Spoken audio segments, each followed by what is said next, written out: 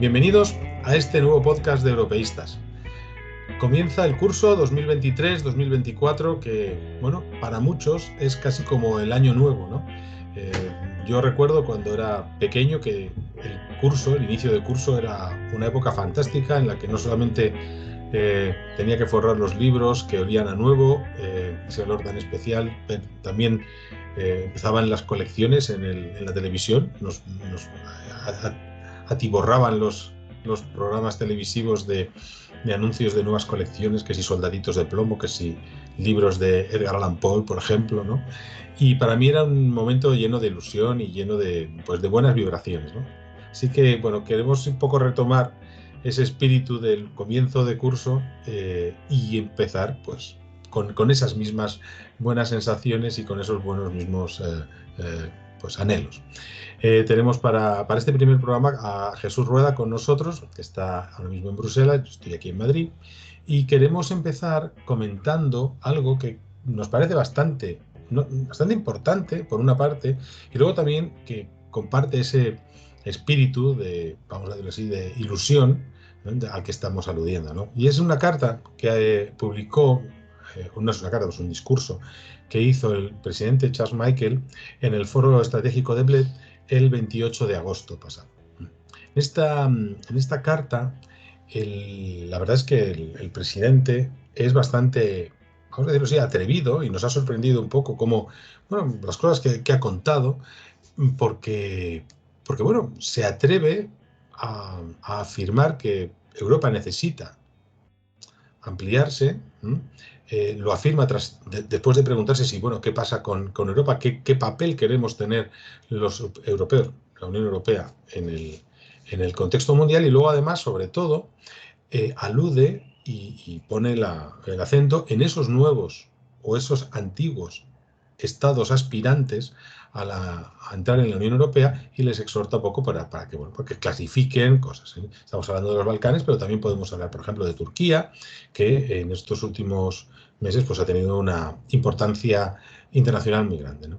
Entonces, no sé, antes de empezar y meternos en la carta, no sé, te quería preguntar, Jesús, ¿cómo has visto este verano, ¿no? Este verano que, bueno, parece que pasa como un suspiro, sobre todo el periodo de vacaciones. Esto pasa aquí como los días pasan como si fueran minutos, pero bueno, que ha estado lleno de cosas interesantes, ¿no? No solamente a nivel en la política nacional, la situación, que recordemos que España ahora mismo es la presidenta de Europa, vamos a decirlo así, pero que nuestra situación interna, ¿no? Estos estas negociaciones, estas mayorías, estas que son pero que no valen, y luego, bueno, la visita reciente de ayer de la vicepresidenta a Bruselas para ver a Puigdemont, ¿no? Es decir, en este contexto interno también han pasado cosas fuera, ¿no? Tenemos la guerra, que parece que entra en un periodo un poquito extraño de impasse. Se oye que quizá Ucrania quiere o ha metido un pequeño comando dentro de Crimea, ¿no? Eso se escuchó así como una cosa muy potente, ¿no? O sea, se han atrevido a entrar en Crimea, pero bueno, no sé si eso es mucho o realmente fue un golpe de efecto. ¿Cómo ves tú, cómo has visto el verano, Jesús? Bueno, el verano nos ha traído muchas cosas. Efectivamente, lo último que has dicho, la guerra continúa en Ucrania, es algo que no ha parado. Ha empezado la famosa contraofensiva ucraniana, que bueno, pues siguen en ello, pero es difícil, lo tienen difícil, es una situación muy compleja, pero están muy dedicados a intentar liberar su país, y eso es algo que se mantiene un apoyo a nivel internacional, a nivel global, de la guerra en Ucrania, con decisiones de, por ejemplo, mandar a los F-16, que ya se ha tomado en firme, tanto por Estados Unidos como por otros países de la Unión, como Dinamarca y los Países Bajos. Aparte de eso, el verano ha sido muy interesante desde un punto de vista del clima también, porque hemos visto otra vez cómo hemos tenido, pues, unos eventos meteorológicos espectaculares, empezando con las tormentas de la semana pasada, como los fuegos que han arrasado por grandes partes de Italia, de Grecia y en menor medida en España y Portugal también, que demuestran también que, bueno, ha sido el verano más caluroso que se ha registrado en el mundo y en la historia de los registros que tenemos, y eso es algo que, bueno, pues muestra que hay que seguir avanzando en todo lo que es discusiones sobre la ecología y sobre el cambio climático, que parece que no, pero algo hay que hacer, y es una situación muy compleja, sobre todo teniendo en cuenta pues la situación geopolítica a nivel mundial. Aquí en Bruselas el verano ha sido bastante tranquilo, porque bueno, el Parlamento se va, la gente se da de vacaciones, las cosas no se ven mucho, pero se está empezando a hablar mucho también de una regeneración política de la Unión, porque el año que viene es año de elecciones a nivel del Parlamento Europeo, y entonces ya se está empezando a ver, a discutir de qué es lo que va a pasar, cómo será el Parlamento nuevo, cuáles van a ser las decisiones que se van a tomar desde este momento hasta que empiece el Parlamento. Y bueno, en realidad, para los que no conocen Bruselas un poco, en año de elecciones, empezando por marzo o finales de febrero, el Parlamento prácticamente para las actividades porque todo el mundo se vuelve a casa para intentar conseguir otra vez los votos para salir elegidos. Entonces, en realidad quedan muy poquitos meses para acabar el trabajo del Parlamento en los que le queda de estar activo. Así que, bueno, pues es una situación interesante, compleja, y habrá que ver cómo va a salir de todo esto, porque estamos viendo también cuestiones de recuperación económica, que si se recupera, que si no se recupera, que si Alemania entra en recesión, que si no tanto, que España va bien, pero a lo mejor no tanto como querríamos, que si China sube o baja, o que si se montan conflictos en otras partes del mundo y tal. Lo que se está viendo es que estamos en un mundo cada vez más polarizado, y donde, bueno, pues hay que saber cuáles son tus amigos y poder apoyarse mutuamente para poder seguir adelante. Y lo que es un poco difícil es ver que a veces encontrar ese consenso, encontrar esos puntos comunes y tomar acción en común no es algo fácil, ni a nivel europeo ni a nivel nacional, como estamos viendo ahora con las negociaciones para formar gobierno. Así que bueno, habrá que ver lo que aprendemos de estas lecciones, y dentro de eso tenemos voces como la de Charles Michel, que ha estado dando un discurso muy interesante sobre este tema, de cuál es cómo ve la Unión en el futuro y dónde tendríamos que ir yendo. Pues efectivamente, la verdad es que el verano ha tenido de todo un poco y ha sido bien interesante. Estábamos hablando de este discurso, ¿no? Y la verdad es que me gustaría un poco contextualizarlo. Eh, el presidente habla al principio, ¿no? Un poco de cuál es la situación de Europa, los retos en los que se ha tenido que enfrentar. Habla, bueno, del COVID, por supuesto. Ha hablado de la guerra, de esas tensiones que ha habido tanto entre Rusia como la Unión Europea, es decir, ese bloqueo económico que luego ha sido respondido pues con una especie de, vamos a decir, con una presión sobre el petróleo, el gas natural, etcétera, etcétera. Es decir, cómo ha contraatacado Rusia también económicamente y cómo parece, pues desde su punto de vista, que Europa ha respondido bastante bien, ¿no? Pero luego llega un momento, ¿no?, en el que se hace, yo creo que es la pregunta fundamental, ¿no? Lo voy a leer aquí directamente, ¿no? Y dice, en el mundo actual, cada vez más complejo, nosotros, como europeos, tenemos que tomar decisiones cruciales. ¿Nos contentamos con una Unión Europea que solo se limita a gestionar la crisis o queremos ser un actor destacado en la escena mundial que configure el futuro?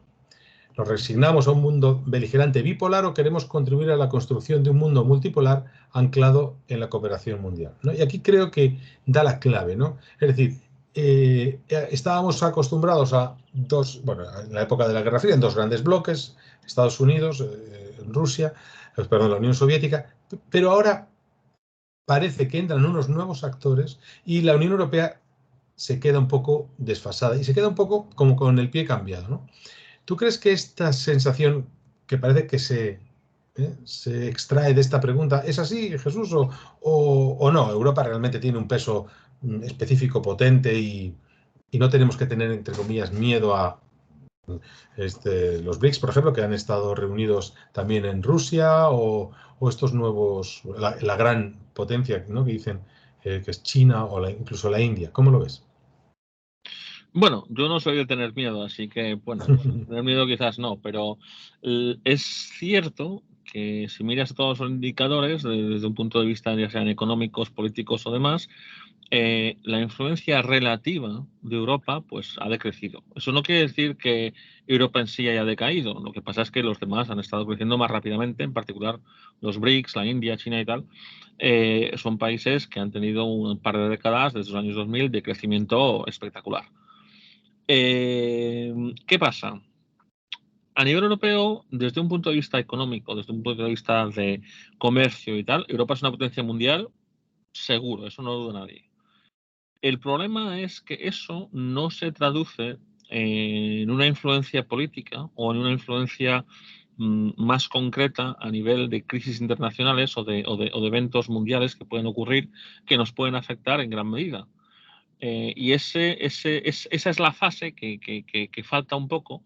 Digamos que la potencia económica de Europa, que es real, que está ahí, que no la quita nadie, no se está traduciendo en una potencia política como por ejemplo lo hace Estados Unidos, o lo hace también muy bien China, o incluso países donde la economía es relativamente pequeña, pero que políticamente meten mucha bulla, como Rusia. ¿Sabes? Es una de esas cosas que, bueno, pues sí, económicamente somos un gigante, pero políticamente estamos muy tranquilitos, vamos a ponerlo así.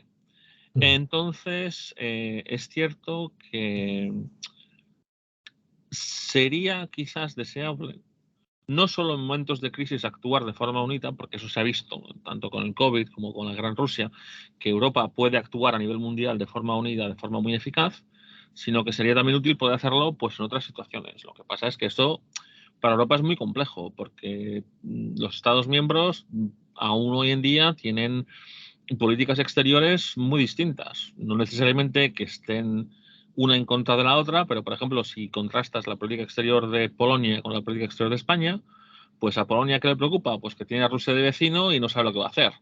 Y que tiene que asegurarse de que, bueno, pues en un futuro pueda seguir comerciando con sus vecinos o con otra gente que no sea Rusia. En cambio, España, por ejemplo, tiene bastante más intereses en América Latina o en otras regiones del mundo, en lo que es el Sahel, en el norte de África, que a un país como Polonia pues le incumbe más bien poco. Entonces, es intentar conseguir un consenso de dónde se va a actuar y dónde se van a poner los recursos, que es lo difícil porque cualquier actuación a nivel internacional, como se ha visto en los últimos días o en los últimos meses, con las actuaciones, por ejemplo, en Ucrania y en otros sitios, requiere en general de recursos muy considerables.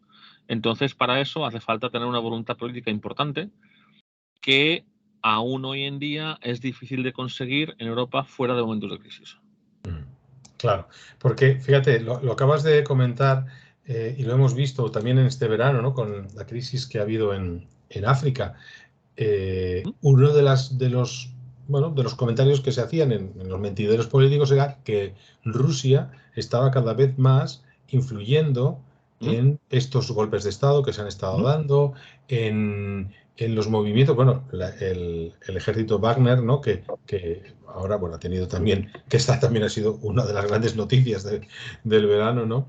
El asesinato o el accidente que ha tenido tuvo su líder, pero bueno, que eso, que Rusia está tomando posiciones, China ya las ha puesto hace mucho tiempo en determinados estados africanos y demás, pero Europa se queda aquí un poco como parada, ¿no? Y quizá eso contrasta con otras cosas como, que también las nombra el presidente en este discurso, que tenemos como una especie de peso moral en cuanto a determinados aspectos, como por ejemplo el cambio climático, somos los que, vamos a decir así, salvaguardamos ciertas políticas, vamos a decir, energéticas, pero sin embargo eso luego no se traduce bueno, pues eso, a tener un peso específico, ¿no? Como tú bien dices, en el escenario mundial, ¿no? Y el presidente se preocupa que, bueno, ¿qué tenemos que hacer, ¿no? Y pone también un poquito el acento, por ir avanzando en la carta, en el tema de los Balcanes, ¿no?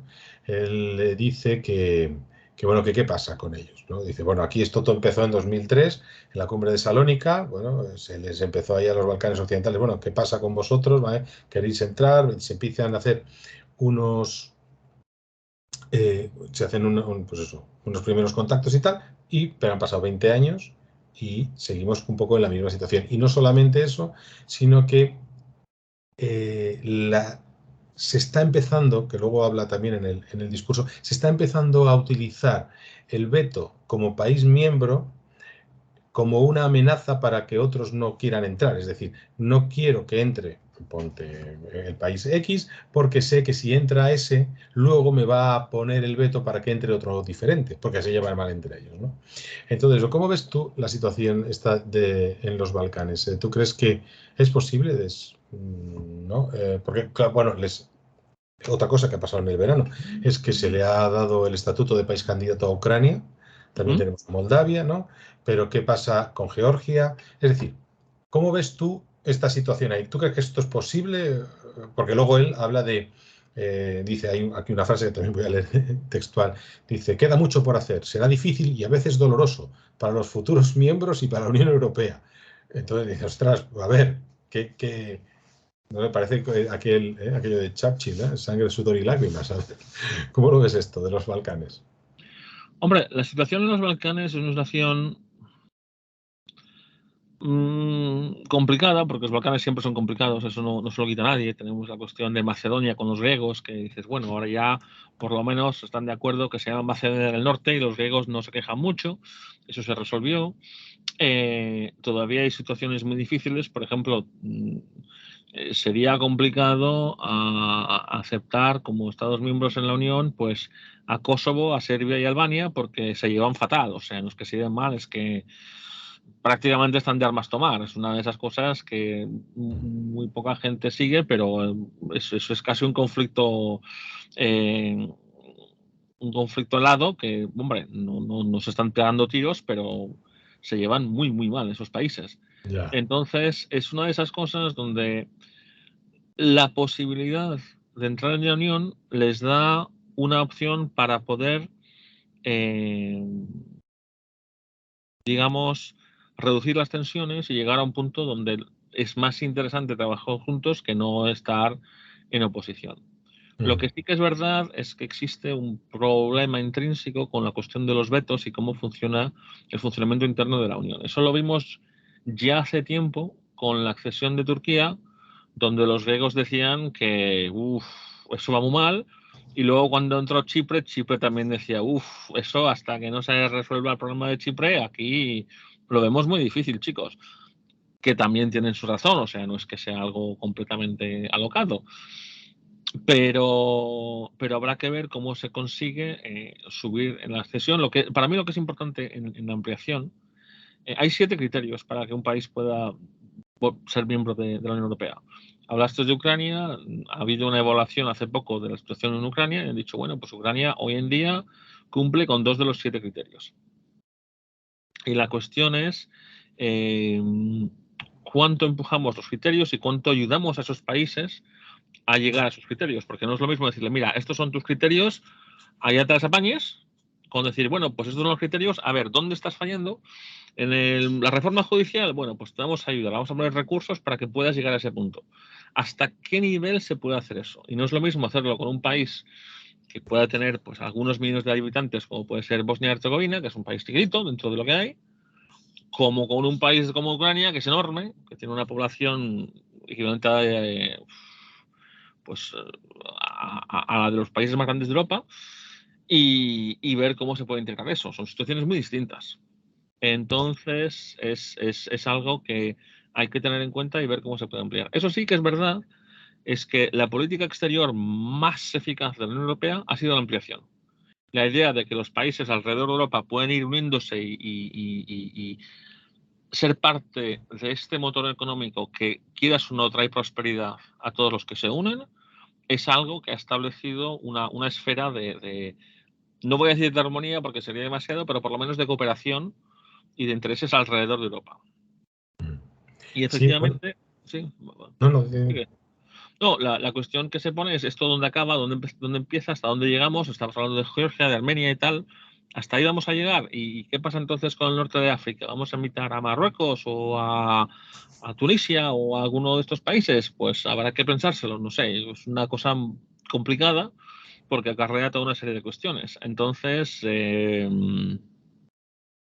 habrá que ver cómo se sigue la ampliación, pero de forma práctica los países de los Balcanes que quedan sin entrar en la Unión, efectivamente se podrían integrar de forma relativamente fácil. No son poblaciones enormes, no es que estemos metiendo cientos de millones o algo así, y se podría estabilizar mucho el sistema. Lo que pasa es que políticamente algunos de esos países, como por ejemplo Serbia, tienen opiniones que comparadas con las de otros países en Europa son un poco raras. No están realmente alineados políticamente, vamos a decirlo así, con lo cual tiene que haber también a la vez una reforma del sistema europeo para tomar decisiones y para poder avanzar, para que se pueda mover adelante sin tener que tener problemas con el veto de un país como podría ser, por ejemplo, Serbia o Montenegro, que de repente dicen, pues yo veto.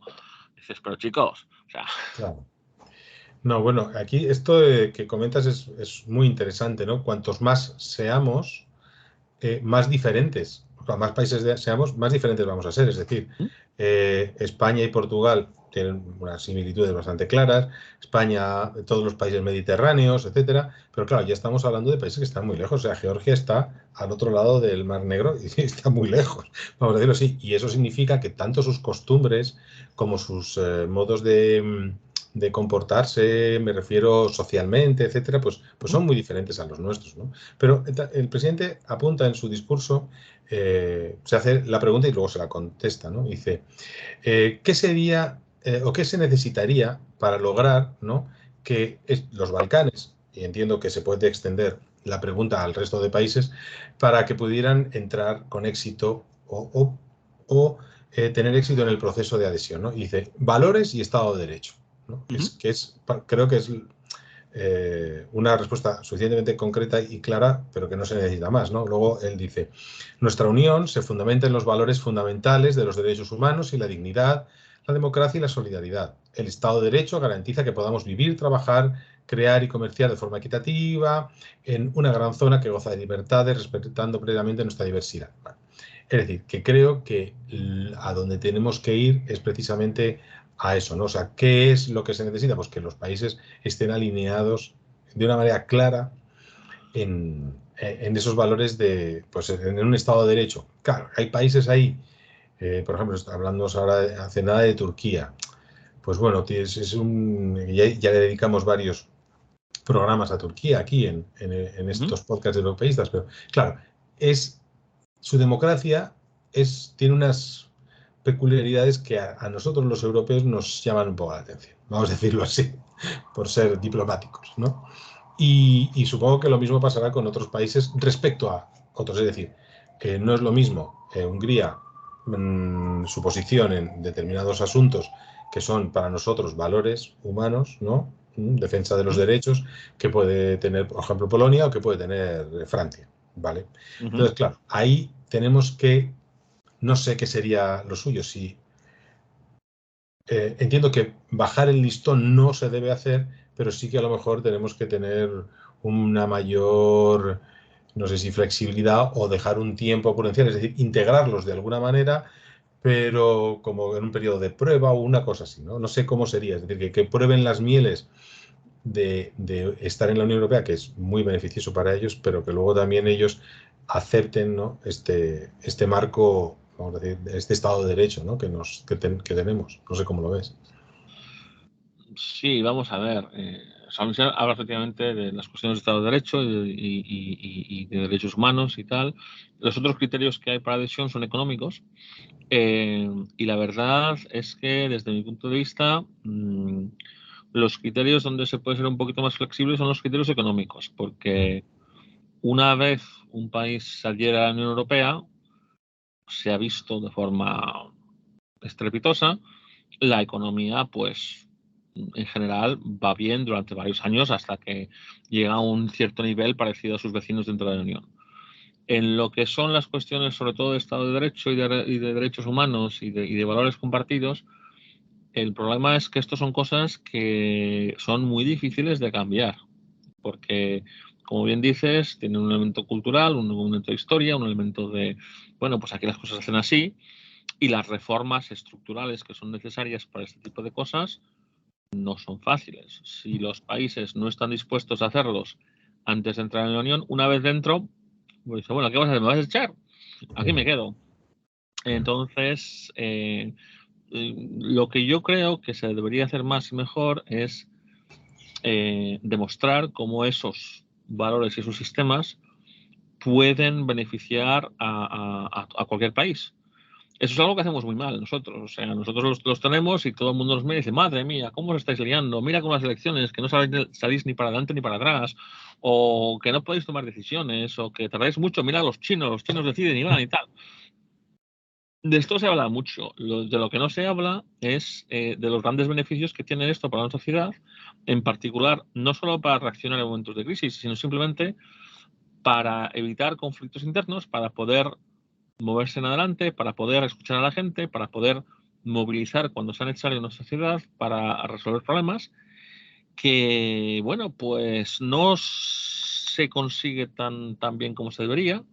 Nos pasamos mucho tiempo discutiendo de cosas que son importantes para cierta gente, pero o para ciertos colectivos o para ciertos grupos, pero también tenemos que pasar más tiempo, quizás un poco, pensando en el futuro, pensando más a largo plazo. Y eso es algo que tenemos que demostrar, que tenemos un plan no solo para cómo vamos a gestionar los problemas de hoy y mañana, sino cómo vamos a gestionar los problemas del futuro que nos afectan a todos. En parte lo hacemos con las cuestiones de medio ambiente y cambio climático, pero a nivel geopolítico también lo tenemos que hacer mejor y a nivel económico también lo tenemos que hacer mejor, porque las políticas económicas que tenemos de momento son relativamente a corto plazo y eso tiene que cambiar para poder estimular la economía no solo para el año que viene, sino para la década o las 2 décadas que van a venir. Y eso es algo que se está empezando a hablar mucho más de ello a raíz de los problemas económicos que han salido tanto de la pandemia como de la guerra en Ucrania y bueno, a ver si se consigue reaccionar mejor y poner en marcha mecanismos que nos permitan a todos tener un impacto más eficaz y poder ver un futuro mejor para todos. Bueno, la verdad es que eso yo no sabía que se estaba planteando este marco común o estos acuerdos a largo plazo, de políticas a largo plazo, pero bueno, una de las cosas que se le valora mucho, por ejemplo, a los chinos, es que ellos pueden hacer políticas a largo plazo. Ellos son capaces de hacer planes económicos o de reestructuración industrial o lo que sea, pues a 20 años. Sin embargo, los europeos vamos ahí con nuestros de 5 en 5 o de 7 en 7, ¿sabes? Según toca, ¿no? Y claro, no es viable, ¿no? Porque hay cambios que son tan profundos que no pueden circunscribirse solamente a 5 años, ¿no? Y pensando un poco también en nuestro país, en España, ahora que han pasado todos estos problemas, ¿no? Con todos los incendios, las riadas, etcétera, pues un gran marco, un gran acuerdo de cómo queremos que sea España a nivel hídrico o a nivel de cuadrillas forestales o cómo queremos simplemente, pues eso, que cuando se habla de la España vaciada, ¿no? Es decir, ahí es fundamental que haya un gran acuerdo, pero a largo plazo, porque esos cambios son tan lentos que no se pueden, es decir, no se pueden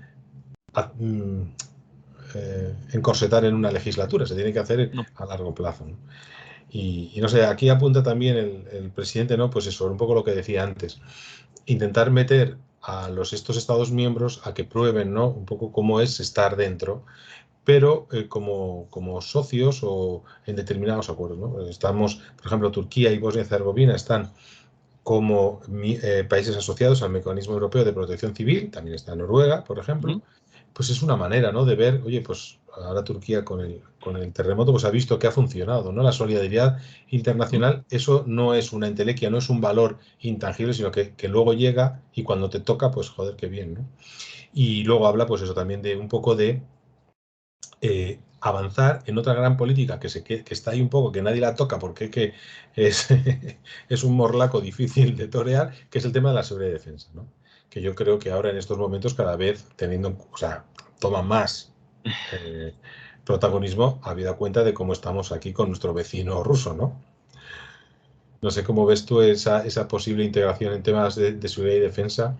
Porque temas, por ejemplo, sanitarios, yo creo que es más fácil ponerse de acuerdo, ¿verdad? Tema vacunas. Ah, no, has puesto cara rara ahí.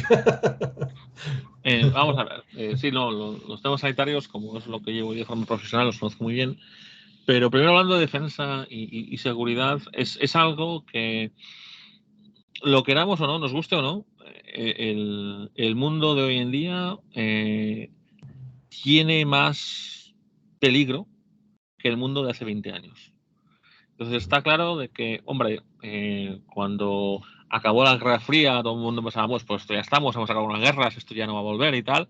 Pues no, esto no se ha acabado, conflictos los va a volver a haber, conflictos que nos van a impactar de forma directa o indirecta, esperemos que no sea directa, pero por lo menos desde un punto de vista económico, cuando hay una guerra en una parte del mundo, pues eso tiene impactos, aunque no seamos nosotros los que estamos luchando. Entonces hay que tener un poquito más de visibilidad y de planificación sobre lo que es nuestra seguridad y lo que es pues, nuestra, hasta cierto punto, nuestra defensa, ¿vale? También hay otras organizaciones que eso se ocupan de ello. Entonces hay mucha discusión entre la situación relativa entre, por ejemplo, la OTAN y la Unión Europea, donde no todos los países de la Unión son miembros de la OTAN y también hay miembros de la OTAN que no son miembros de la Unión. Entonces, ¿cómo gestionas todo esto? ¿Cómo funcionan las cosas? No es nada fácil, pero está claro que tiene que haber mejor cooperación. Una de las cosas que dice la gente es que la Unión Europea lo que es muy bueno es en conseguir que funcionen los mercados. Entonces, quizás conseguir potenciar y armonizar el mercado de armamento a nivel europeo. ¿Por qué? Para que se tenga capacidad, en caso de necesidad, de poder, pues, o bien defendernos, esperemos que nunca sea el caso, o bien ayudar a nuestros aliados o a gente que tenga que defenderse, que comparte nuestros valores, como es el caso de Ucrania. Y hacerlo un poquito mejor de lo que estamos haciendo hoy, porque digamos que las cosas son un poco difíciles, no están tan fáciles como deberían ser. En la cuestión de sanidad, para ciertas cosas sí. Por ejemplo, el caso de la vacuna del COVID, en caso de crisis, se puede reaccionar muy bien a nivel europeo. Lo que pasa es que en la práctica muchos de los países europeos han cogido la sanidad e incluso ya no es competencia nacional, sino que es competencia regional. Es una de esas competencias que, bueno, pues se va delegando a las distintas regiones, en el caso de España en las autonomías, en gran medida, y entonces volver a integrar eso a nivel europeo es muy complejo.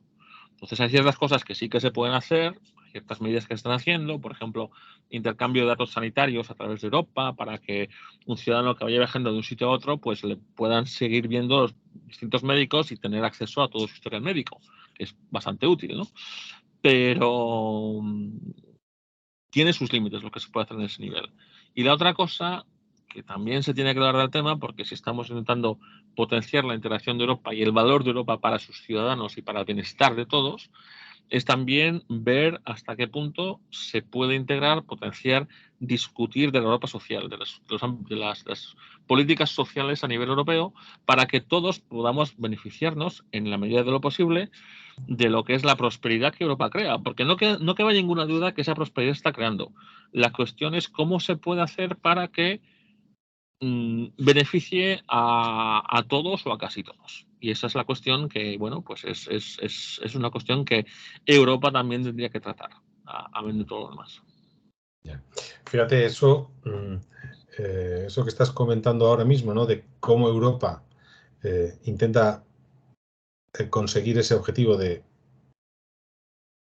afianzar, ¿no? Un estado del bienestar, un estado social, etcétera, qué políticas hay que tomar, políticas en el marco de, pues eso, de un mercado o de unificar procesos de compra incluso de temas de armamento, ¿no? Me lleva al principio un poco de la conversación que hemos tenido y un poco para ir acabando, que ya me he dado cuenta que se nos ha pasado un poquito el tiempo, que es lo que has dicho tú antes, ¿no? Dentro de nada tendremos elecciones en Europa. Me acuerdo que cuando fueron las últimas se hablaba mucho o se tenía mucho miedo, ¿no? Es como que eran fundamentales, ¿no? Tenían cuidado con los extremismos, con los nacionalistas, que viene la ultraderecha, que vienen los populismos de ciertos países. ¿Tú crees, primero, que esos temores a la vista de lo que ha pasado eran fundados? ¿No era tan fiero el león como luego al final se ha comportado?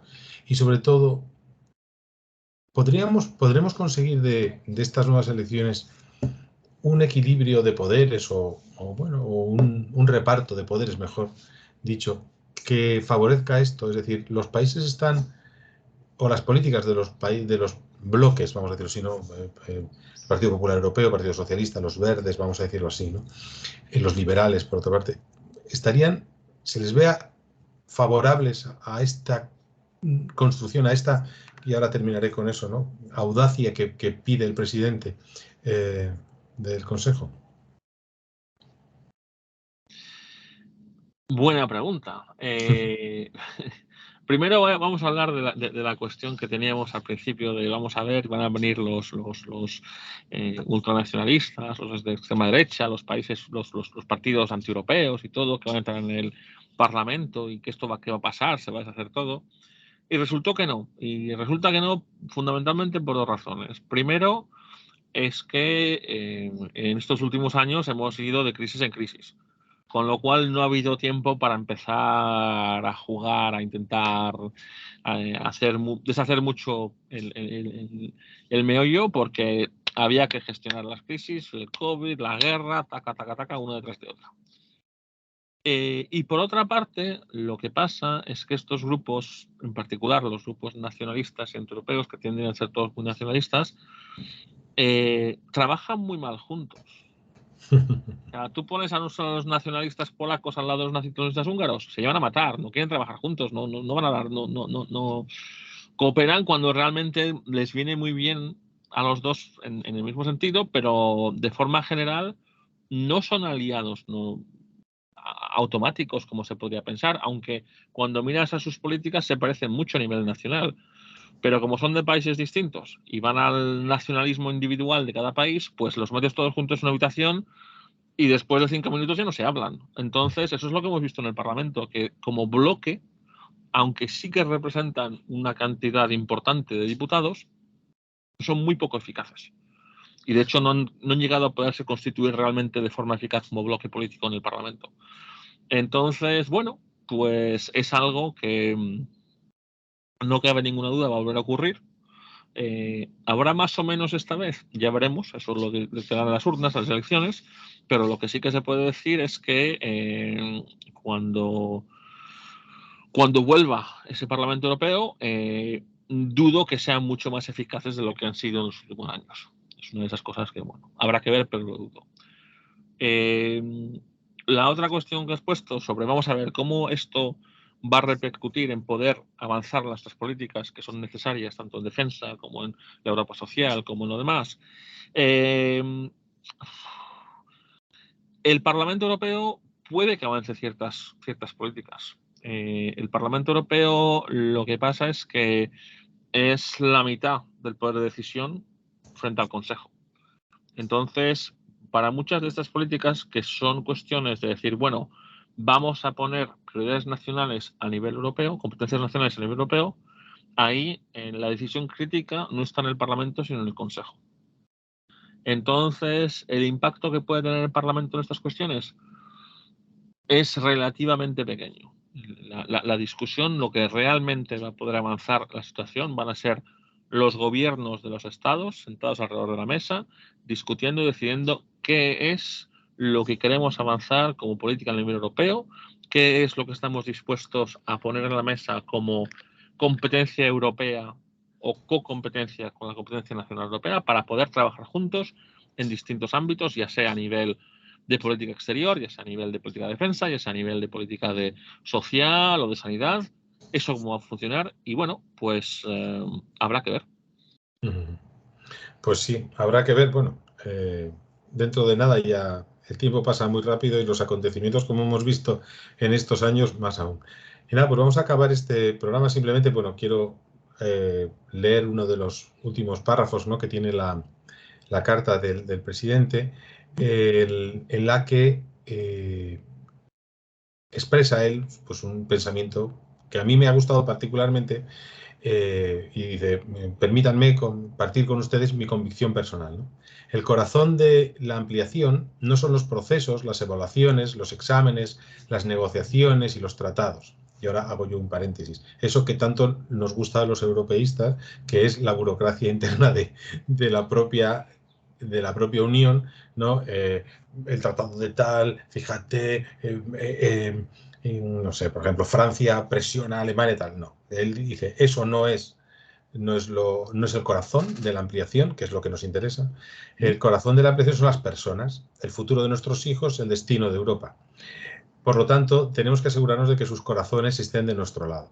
Y esto es un poquito el meollo de la cuestión, es decir, eso que se decía antiguamente, porque ya parece que es antiguo, de hacer más Europa, de acercar las instituciones a los ciudadanos, pero en el fondo un poco que es también lo que queremos hacer desde nuestra asociación, y es trabajar en generar ese estado de ánimo o esa creencia de que la Unión Europea es algo muy bueno para nosotros, para el desarrollo sostenible de esta zona de Europa y, por lo tanto, si tenemos influencia del resto del mundo, y también un poco el asegurarnos un estado de bienestar para nuestros hijos, ¿no?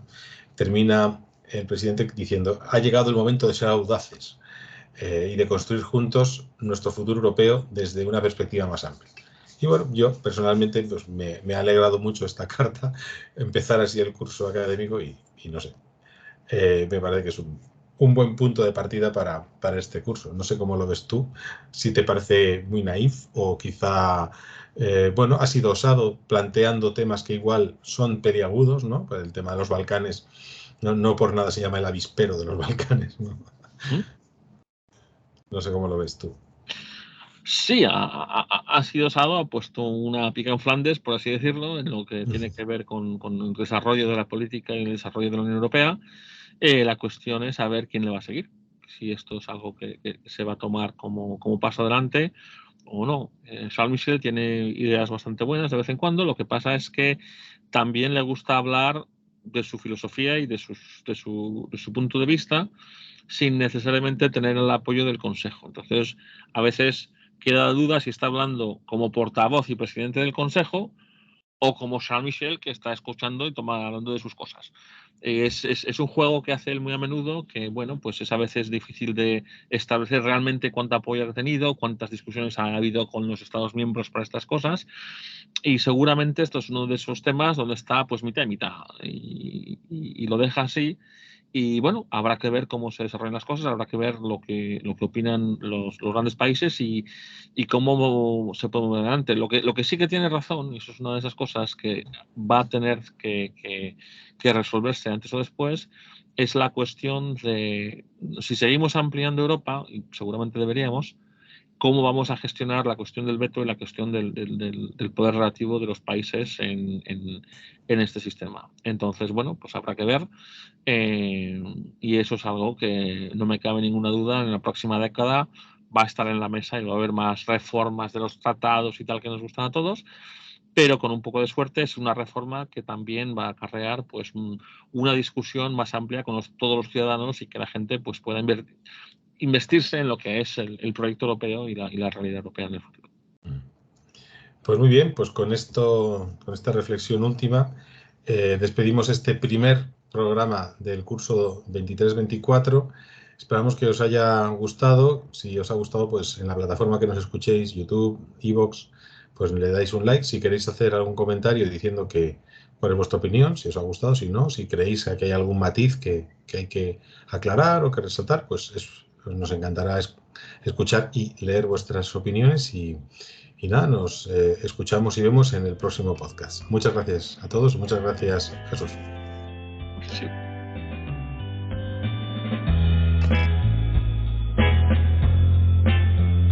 Has escuchado un podcast de Europeístas, una asociación que busca fortalecer el proyecto europeo apoyándose en la defensa de la familia moderna y promoviendo un desarrollo sostenible.